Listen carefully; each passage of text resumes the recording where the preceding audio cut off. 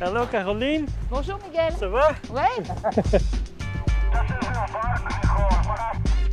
VFG aqui é Terra Azul à Escuta. Ele guide les bâtons pour l'activité des baleines éléphants.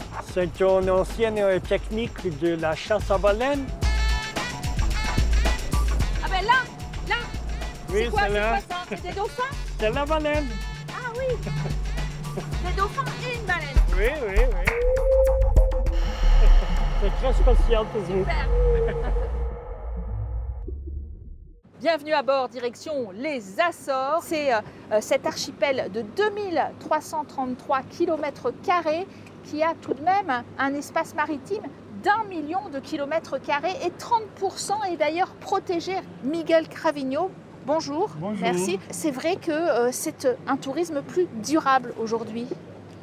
Oui, les gens qui visitent les Açores sont surtout à chercher la nature, la mer et tous les écosystèmes.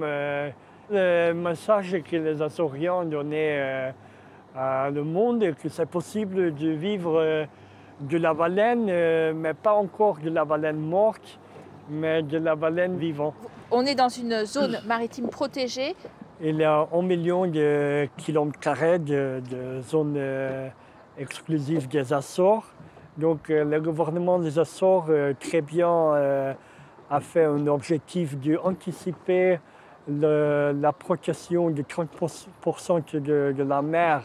En 2030, ils ont anticipé pour 2027. Vous aussi, vous bénéficiez un petit peu des fonds de l'Union européenne pour développer des nouveautés, par exemple un bateau électrique, c'est ça? Oui, oui, oui. Nous avons fait un projet cette année, que c'est le premier bateau 100% électrique dans la flotte commerciale des Açores. Les émissions de carbone sont proches de zéro. Donc c'est une technologie clean, comme on dit. Mais la mer, elle n'est pas toujours aussi calme, belle et précieuse qu'aujourd'hui. Parfois, elle recèle des dangers, en particulier dans cette région des ouragans.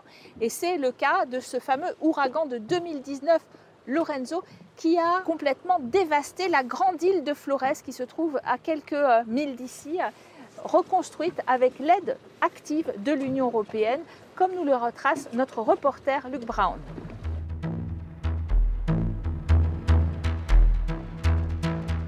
21h25 sur le port de la Gesse et l'île de Flores. Felipe Gomes est le pilote maritime chargé de guider ce cargo de livraison à bon port, à peine 3 arrivées par mois. C'est très important. Si ce bateau n'arrive pas à nous, nous n'avons pas d'essence et nous ne pouvons rien faire. On dépend de cette livraison. Mais amarrer est devenu très difficile depuis la nuit du 2 octobre 2019. L'ouragan Lorenzo a détruit une grande partie du port. Les vagues sont arrivées au loin et la mer a tout englouti, tout détruit. On n'y croyait pas. C'était impossible de reconnaître le port. Une catastrophe comme cela n'était jamais arrivée.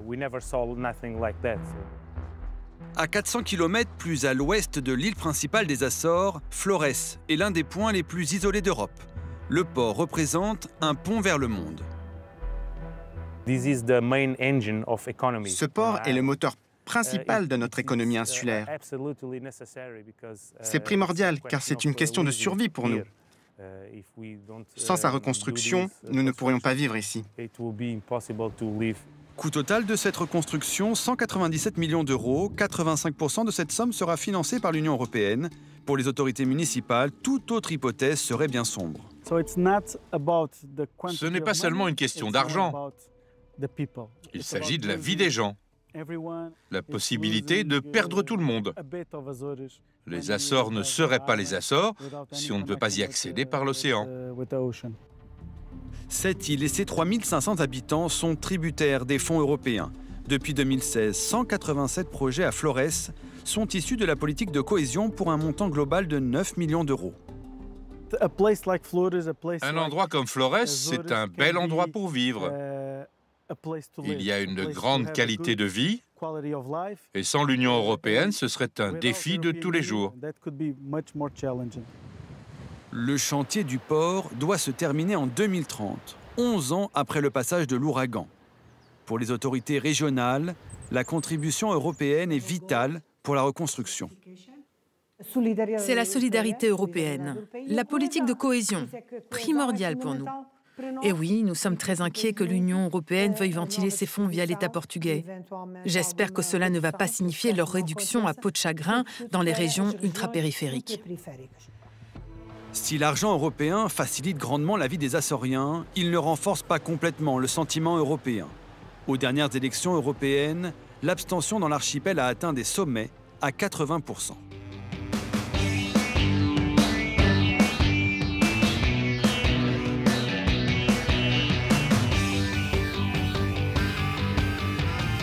Alors, on se retrouve avec Paolo do Nascimento Cabral. Vous êtes député européen pour le Parti populaire européen, qui est majoritaire ici sur l'île, mais aussi évidemment au Portugal. Et on revient de cette île de Flores, qui a été détruite par un ouragan. Vous êtes aux premières loges du réchauffement climatique. Nous avons beaucoup de pluie, de tempêtes et d'ouragans, parce qu'il y a les conséquences des changements de l'anticyclone des Açores et aussi des courants maritimes comme El Niño. Les soutiens de la Commission européenne, de l'Union européenne, c'est fondamental pour notre développement. Et les ports, c'est une infrastructure fondamentale pour l'économie locale, que les investissements en île sont plus chers parce que nous avons des constructions préparées pour les changements climatiques. Mais l'investissement à cette île des Açores n'est pas seulement un investissement pour la personne. C'est un investissement stratégique fondamental parce que nous sommes dans le milieu de l'Atlantique et nous avons une connexion avec les États-Unis, avec le Canada, le Brésil aussi et avec l'Union européenne. Nous pensons que nous sommes seulement récepteurs de fonds. Mais nous contribuons beaucoup pour l'Union européenne. Les dimensions atlantiques, la dimension stratégique, l'accès à l'espace, l'accès au fond de mer, les investigations, les sciences, tout se fait ici. Nous sommes un laboratoire naturel et nous avons essayé ici beaucoup de solutions. Plus de 160 millions par an de manne financière sur les Açores. Est-ce que cet argent il est utilisé justement pour développer durablement les Açores? 600 km d'une île à notre île, c'est beaucoup. Nous sommes à 1500 km de Lisbonne et c'est nécessaire pour 9 ports, 9 aéroports, 9 centres hospitaliers. L'investissement n'est pas un coût, c'est réellement un investissement pour maintenir la population à cette île. Mais vous avez le sentiment que la Commission européenne, l'Union européenne est intéressée désormais par cette politique de cohésion envers les îles où elle trouve que c'est trop payé dans le budget et elle va la réduire. La proposition de la Commission européenne pour le prochain cadre financier pluriannuel n'est pas bonne. N'est pas bonne parce que mais il n'y a pas d'obligatoire des plans nationaux d'intégrer des questions régionales. Deuxième raison, parce qu'il a coupé les programmes posés à l'agriculture, il a coupé et a donné à cette responsabilité à l'État membre. C'est l'unique programme que nous avons les possibilités de parler directement avec les commissions européennes. Troisième raison, quel est le rôle du Parlement européen? Nous n'avons pas de compétences. Le plan national, c'est définir avec les commissions et les États membres. Et comme ça, il a réduit des budgets. Et en même temps, il n'y a pas de sécurité. Et quel est le montant pour la cohésion? Quel est le montant pour l'agriculture?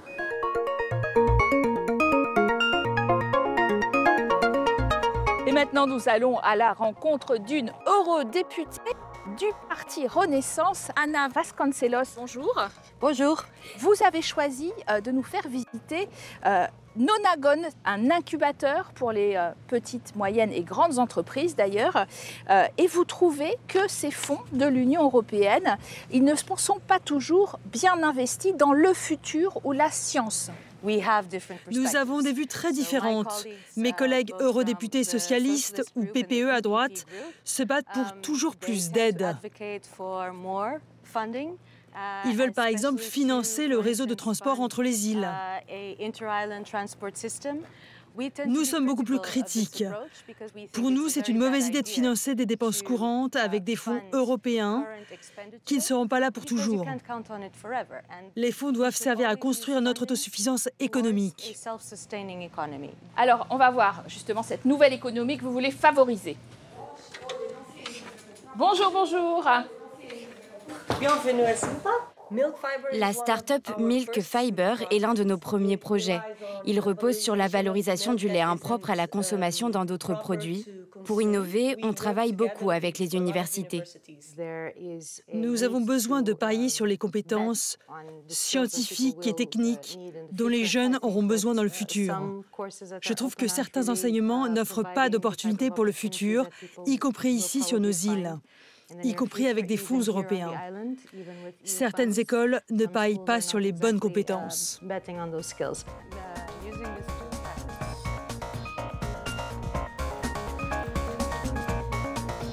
C'est bien que l'argent européen aille vers l'innovation, mais surtout pas vers les entreprises qui sont en faillite. Les fonds européens ne doivent pas se substituer à notre économie. Si nous avons des trous dans le budget, comme par exemple pour notre compagnie aérienne régionale, qui demande toujours à être renflouée et n'arrive pas à faire de profit, alors il faut que le gouvernement central portugais prenne tout en charge s'il n'a pas d'autre façon d'assurer la connexion entre les différentes îles. Ou alors on doit la privatiser pour qu'elle devienne rentable. Alors ici, des gens qui travaillent, mais aux Açores, les jeunes quittent le territoire, 1000 jeunes par an. Oui, ce n'est pas seulement un problème des Açores, mais aussi un problème au Portugal et dans d'autres pays de l'Union européenne. La jeunesse est très inquiète des opportunités futures qui s'offrent à eux après avoir investi beaucoup dans l'éducation. Or, l'Union européenne a plus de start-up que les États-Unis et pourtant elle ne décolle pas par rapport aux Américaines. D'ailleurs, beaucoup de nos start-up sont financées par l'Union européenne. Quand ce financement s'arrête, le projet meurt ou il doit se relocaliser car c'est trop difficile d'investir sur le continent européen. L'Union européenne a horreur du capital risque, mais cela veut dire aussi que les gens ambitieux qui ont une vision et un projet peuvent venir s'installer aux Açores. Ils n'ont pas besoin d'être açoriens pour se lancer. Nous voulons être un archipel attractif pour des gens venus du monde entier à qui nous offrons une bonne qualité de vie. Justement, vous le disiez, l'emploi, les compétences, l'accès à l'éducation, ce devrait être la priorité numéro 1 de l'Union européenne. Notre reporter Luc Brown nous ramène quelques exemples plutôt probants sur les Açores. Travaux pratiques pour ces collégiens de l'île de Fayal aux Açores. L'école de la mer leur enseigne tout ce qu'il faut savoir sur la vie maritime, les réparations d'urgence, la mécanique des bateaux, la gestion des incendies en mer et même les langues étrangères, indispensables pour une carrière sur l'océan. Ici, au milieu de l'Atlantique, il n'est pas facile de trouver des emplois très qualifiés. L'école de la mer est une bonne option qui me permettra de me spécialiser. L'école se félicite de ces simulateurs dernier cri à 350 000 € pièce. Les élèves doivent parer à toute éventualité, des tempêtes aux urgences en tout genre, car la haute mer est imprévisible. Nos simulateurs comptent 1000 paramètres différents qu'on peut modifier pour mettre nos élèves dans une situation de stress et voir comment ils s'en sortent. Cet établissement a ouvert il y a 5 ans. Le Fonds européen de développement a investi 5,8 millions d'euros dans ce bâtiment et ses équipements à Fayal. L'enseignement y est ouvert aux étudiants des 9 îles des Açores, un progrès. Avant, les étudiants devaient se rendre sur le continent pour avoir ce type d'enseignement, ce qui était un énorme problème. Maintenant, nous pouvons délivrer des diplômes reconnus à l'international. Les fonds européens changent la vie des Açoriens et leur permettent de réussir. Aux Açores, il n'y a pas que des travailleurs de la mer. Alexandre Pereira étudie la biotechnologie à l'Université des Açores à São Miguel. Il n'a que 20 ans et pour lui, pas question de quitter son île. Il fait partie d'un programme européen qui aide les jeunes entrepreneurs à booster l'économie locale. Il faut qu'on crée de nouveaux emplois. Il faut des idées innovantes pour que les jeunes choisissent de rester. Ou on va les perdre. C'est malheureusement ce qui arrive en ce moment. Le programme Atlic reçoit 2,6 millions d'euros du Fonds FEDER. Il aide 300 jeunes d'Irlande, France, Espagne et Portugal à trouver des solutions à leurs problèmes économiques similaires tout au long de la côte atlantique européenne. Nous sommes tous confrontés au même problème, l'exode de notre jeunesse à l'étranger, parce qu'il n'y a pas assez de travail aux Açores, parce que nous sommes une petite région éloignée. Nous sommes tous des Européens, nous faisons tous partie de l'Union européenne.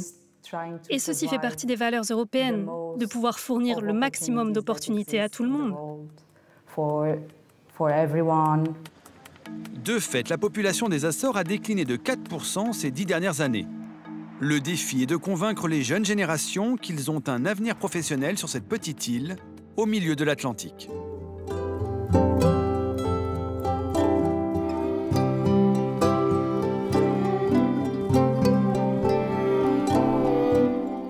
Et pour terminer, nous sommes dans cette ferme Volcanic Beings avec Mariana qui s'occupe de ces très belles vaches. Mes vaches sont face à la mer. Elles mangent de l'herbe fraîche et le maïs que nous produisons nous-mêmes. L'Union européenne nous aide énormément. Regardez les belles autoroutes modernisées tout autour de vous. Elles permettent d'acheminer nos productions vers des ports et d'exporter dans toute l'Union européenne et au Portugal. 40% de toute la consommation de lait vient de cette île de São Miguel. En plus de ça, les fonds FEDER permettent de financer des machines et l'innovation dont nous avons besoin, et ce, à hauteur de 80% des sommes investies.